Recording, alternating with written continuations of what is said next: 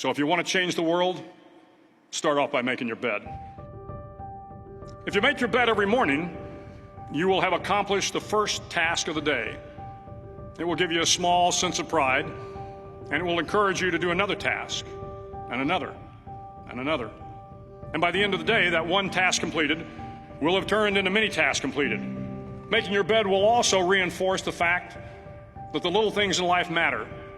If you can't do the little things right, you'll never be able to do the big things right. And if by chance you have a miserable day, you will come home to a bed that is made, that you made. And a made bed gives you encouragement that tomorrow will be better. To pass SEAL training, there are a series of long swims that must be completed. One is the night swim. Before the swim, the instructors joyfully brief the students on all the species of sharks that inhabit the waters off San Clemente. They assure you, however, that no student has ever been eaten by a shark, at least not that they can remember. But you are also taught that if a shark begins to circle your position, stand your ground. Do not swim away. Do not act afraid.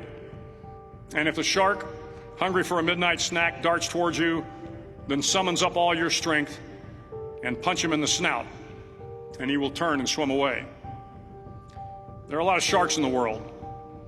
If you hope to complete the swim, you will have to deal with them.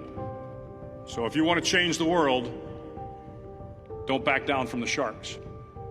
Over a few weeks of difficult training, my SEAL class, which started with 150 men, was down to just 42. There were now 6 boat crews of 7 men each.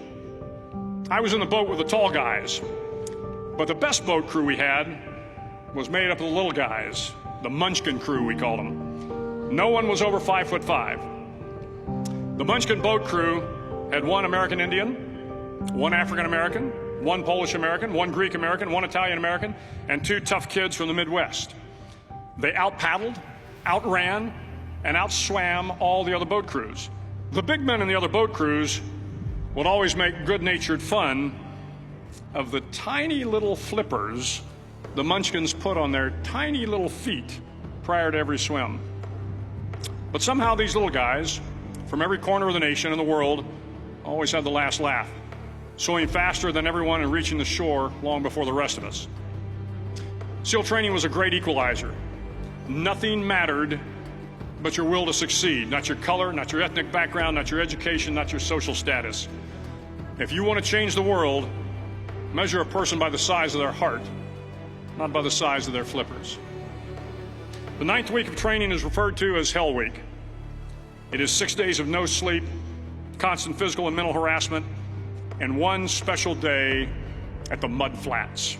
The Mud Flats are an area between San Diego and Tijuana where the water runs off and creates the Tijuana Sloughs, a swampy patch of terrain where the mud will engulf you. It is on Wednesday of Hell Week that you paddle down to the Mud Flats and spend the next 15 hours trying to survive this freezing cold, the howling wind, and the incessant pressure to quit from the instructors. As the sun began to set that Wednesday evening, my training class, having committed some egregious infraction of the rules, was ordered into the mud. The mud consumed each man till there was nothing visible but our heads.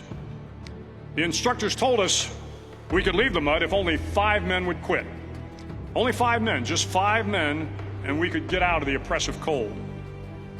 Looking around the mud flat, it was apparent that some students were about to give up.